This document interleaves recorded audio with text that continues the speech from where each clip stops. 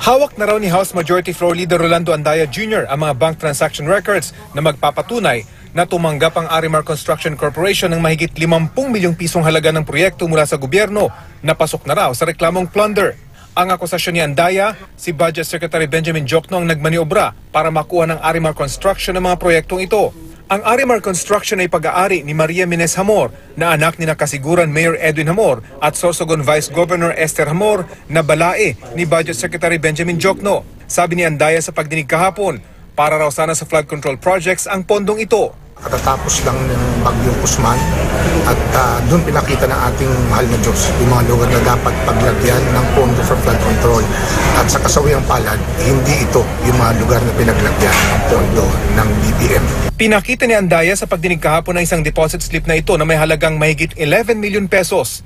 Nakapangalan sa Arimar mula sa pondo ng gobyerno. Ayon kay Andaya, ang City Leoncio Construction and Trading ang naging winning bidder sa mga proyekto. Pero ang Arimar daw talaga ang makakakuha sa pondo at proyekto.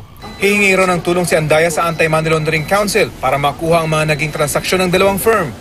Hihingi rin daw siya ng tulong sa Bureau of Internal Revenue para makita ang buwis na binabayaran ng Arimar Construction at ng mga incorporator nito. Hindi dumalo sa pagdinig si Diokno. Sa isang pahayag, sinabi nito na guni-guni lang ang mga paratang ni Andaya.